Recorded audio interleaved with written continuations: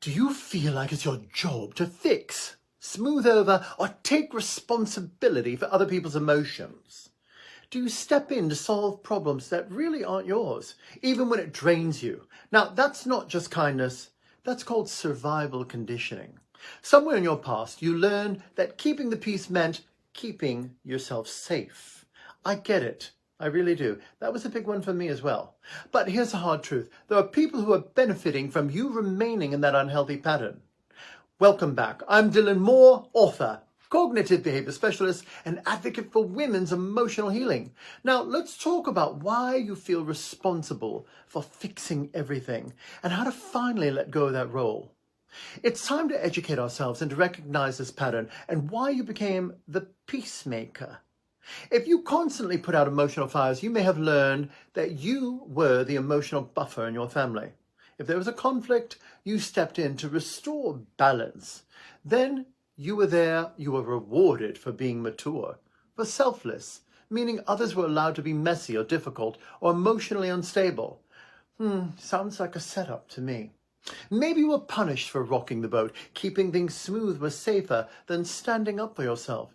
This caused you to feel responsible for other people's happiness. If someone was upset, you believed it was your fault and it was your job to fix it. Because of this fragmented thinking, your needs came last. There was always something or someone more important to take care of first. And here's what no one likes to tell us. If we were trained to be the peacemaker, someone else was benefiting from your emotional labor. Maybe it was a parent who never took responsibility for their actions.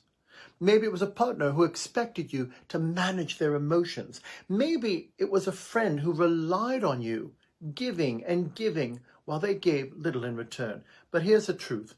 You were never meant to be responsible for everyone else's well-being. Your worth is not tied to how much you fix. Now, let's discuss the hidden cost of your behaviors and how others may be benefiting from you remaining in a dysfunctional cycle. Consider this. Did someone in your life rely on you to manage their emotions? If so, who avoided accountability while you absorbed their burdens? Maybe you were taught that setting boundaries was selfish. If so, who benefited from you never saying no? Maybe people still expect you to drop everything to solve their problems. If so, why do they feel entitled to your time and energy? If someone made you feel guilty for prioritizing yourself, then who loses control when you make the decision to stop overfunctioning? Here's the truth. If you were conditioned to believe peacekeeping is your responsibility, then someone else was benefiting from your emotional exhaustion. But your healing begins the moment you decide that your well-being matters just as much as anyone else. Now, here's how to let go of the peacemaker role. 1, recognize that other people's emotions are not your responsibility. You can care about someone without carrying their emotional weight. Let people experience their own consequences. Their discomfort isn't your failure. It's their opportunity to grow. Say no without over-explaining. You don't have to justify why you need to protect your time and energy. No is a complete answer.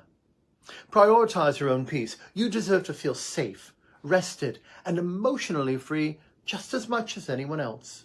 Now, here's something to consider. Many who function in emotional dysfunction may not realize it, but they tend to attract supporting players who either take advantage of their confusion or reinforce their limiting patterns. This can lead to emotional, psychological, or even physical harm. Understanding how you process your past or how you avoid it is the difference between being the victim or the victor. Your healing isn't just about the past, it's about reclaiming the future. If you're ready to stop carrying what was never yours to hold, drop a like or a comment below. Remember, your voice helps others feel safe in reclaiming their emotional freedom. Together we rise, together we thrive. Let's rise fierce into a new life of personal power and freedom.